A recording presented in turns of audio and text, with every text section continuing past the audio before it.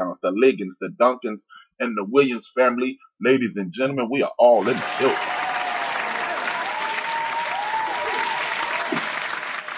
Now, with that being said, you know how I do it. I have to acknowledge the background listeners. Those people are the people who chose not to create a profile on their own to listen without participating. I really appreciate the fact that you're listening.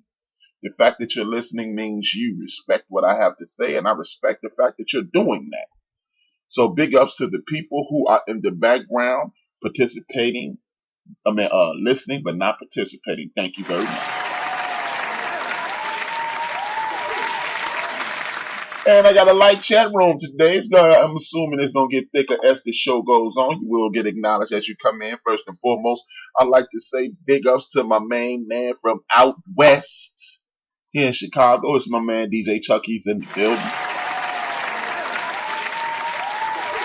After that, I got my main man, one of the original bench warmers, Joe from Houston, is in the building. What's good?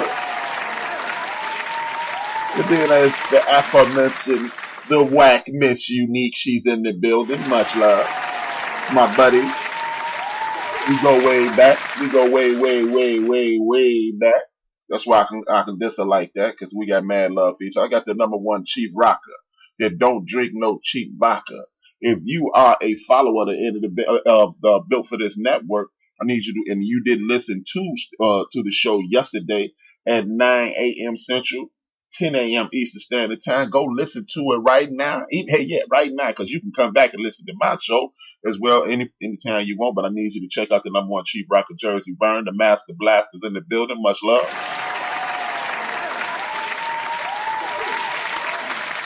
And after you check out my show, check out his, and then tune in tomorrow night for Brothers Gonna Work It Out, where we talking about geopolitical and social issues that go on throughout the United States of America. Big ups to my man. And I got my man, he just bopped in, my main man, the workout king, Kirby Clemenza Jackson. Alexander Action Jackson in the gym. That's what I was trying to say. Big ups to Kirby. Happy birthday to one of my closest and most dearest friends. He just entered the building. His name is Macy. He made the marvelous double nickel today. That's my main man. That's Macy in the building. Say happy birthday, everybody.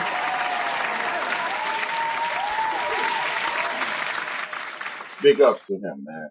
Mad love to him, man. You already know.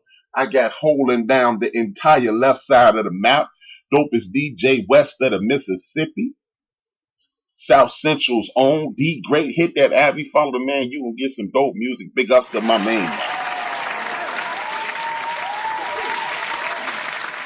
And with that being said, as I come back to the chat room, I see my man, the dopest DJ east of the Mississippi River. He holding down the right side of the map, the whole eastern seaboard. He's DJ Knox. He rocks the box. He's taking the top off the gym every time he play it. Big ups to Big Knox. The crown holder, baby. With that being said, you know what's up, man. It's time for HRap to let y'all know what's been going on my couch. And all that sound crazy, man. A lot of this stuff, I think about what's going on my couch. You know how it goes. I got the stories of the week. Big ups to the stories. Y'all know what's going to happen when y'all hear the stories. You're going to hear this.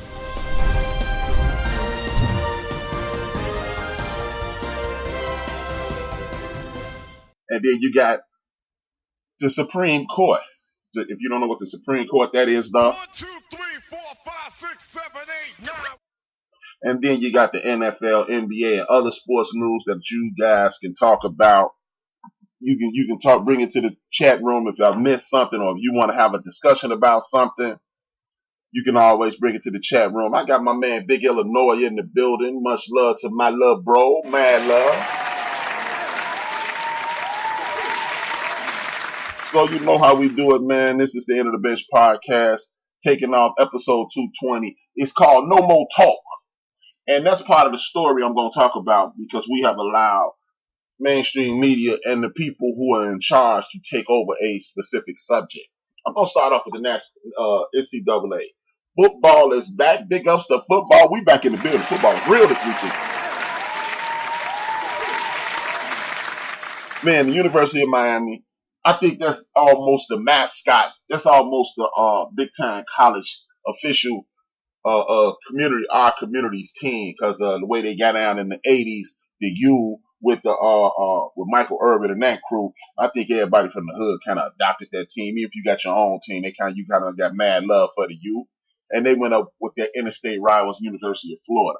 You got on TV a lot of these goofballs and clowns talking crazy and popping off about, oh man, it wasn't crisp, it wasn't this, it wasn't that. See, this lets you know why these people are on TV and they're not doing things like podcasts. Because when you're on TV and don't have anything to talk about, you must talk about the quality of the first game, as if the quality of the first basketball game in the National Basketball Association, MLB, or NFL is the best game of the year.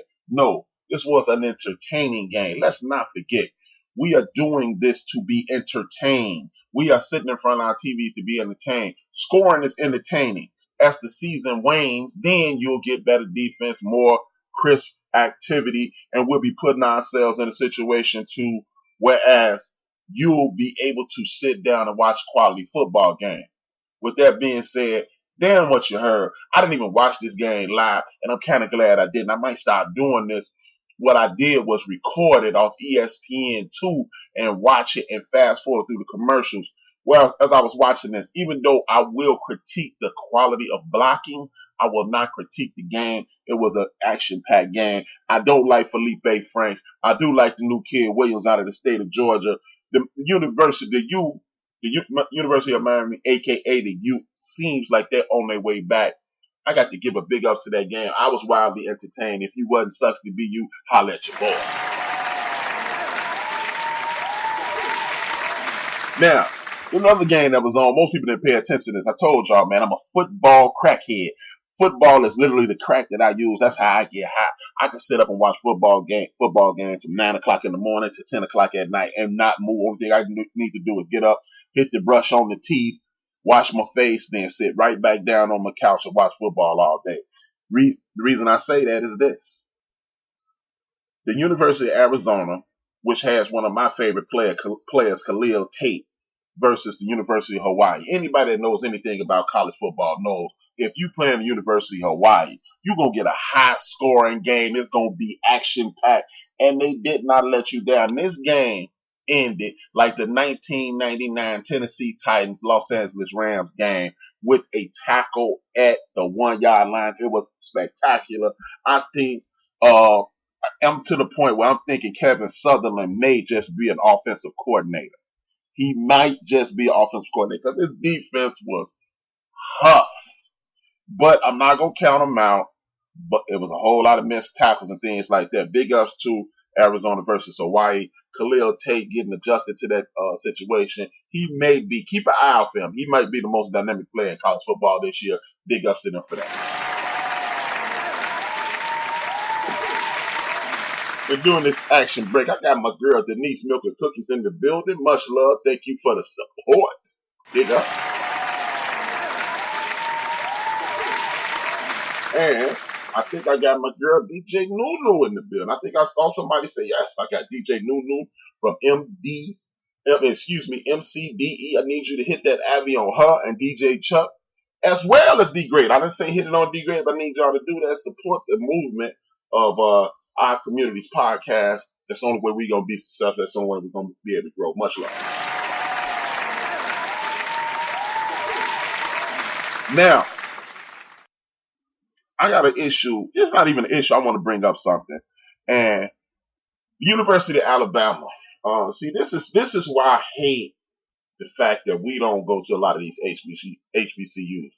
It looks like Chris Broussard has made that movement popular. I've been yelling that for the last 3 or 4 years, maybe even longer than that. I've been doing it on 4 years on air, 3 to 4 years on air, and a lifetime in person. What I really need you to realize is this. Going to HBCUs helps you and not only you. It helps people who are in our community. Now, with this going on, Ray Rice, a dude who was run out of NFL for striking his wife, at no point I'm not even going to say that. He run out of NFL for striking his wife. He had a domestic situation. At that point, it was a whole lot of attention put on domestic violence. We all know domestic violence is not a cool thing. It's not something that you should participate in. As my homegirl Dina Miller always says, use your words, not your hands. And he was removed from the NFL permanently. See, we always get into these conversations about, hey, well, it's not that he wasn't good enough. He wasn't blackballed. He wasn't good enough. He wasn't blackballed. He wasn't this. Instead of just telling the truth, the NFL no longer wanted this dude who had a videotape of him hitting a woman. They didn't want that attention on the NFL, so they jettisoned him. Oh yeah, he had a bad year his last year. Never minding, never taking into consideration this dude was playing on one leg. Literally, he had a bad hip.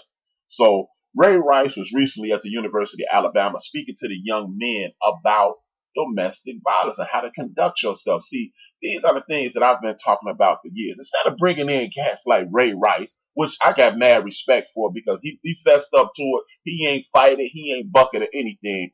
He just basically looked the pistol down the barrel and took the punishment that was coming. So, him and his wife was able to reconcile and they moved forward. Whatever's going on in their house, hopefully they are doing okay. Before I continue, I got to give mad respect to my cousin, low-key submissive 310 in the building. What's good?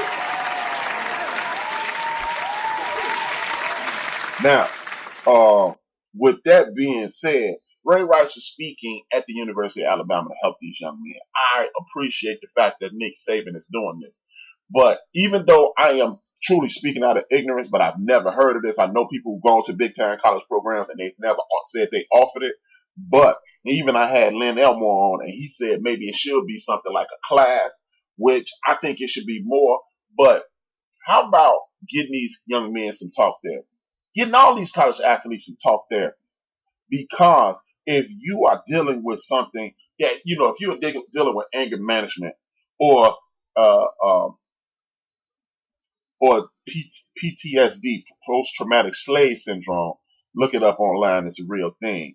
Maybe you need to have some talk therapy. A lot of these young men come from inner city areas and they only know how to attack. They don't know how to slow down and control their emotions. Maybe you need to get them some talk therapy. But I will not condemn Nick Saban for having a Ray Rice, a person who has destroyed his his opportunity at football livelihood, for lack of a better term, come to the organization and have conversations with these young men. I will definitely commend him for that, but I wish it could be more, because a conversation is one thing. Having Ray Rice come out there and address this thing is one thing, but you guys are making billions of dollars off these young people, whether it be football, baseball, tennis, soccer, hockey, what have you. You are making billions of dollars off these young men. Why not get them the potential talk therapy that they need, and then they can move forward? But with that being said, I still must give Nick Saban big ups, man. Thank you, Saban. And with that being said, I'm about to leave my college segment. But not before I issue this week's first Sit Your Ass Down, and that's to Urban Meyer. Urban Meyer jumped his dumb ass out the window and said, Sunshine, a.k.a. Trevor Lawrence, I got DJ Saint in the building, much love, and I got 4 aces in the building. Thank you for participating. Much love to y'all, man. I really appreciate the support. But back to this jackass Urban Meyer. And I am going to call him a jackass because he just said, this dude, Sunshine, a.k.a. Trevor Lawrence, is the greatest quarterback in NCAA history.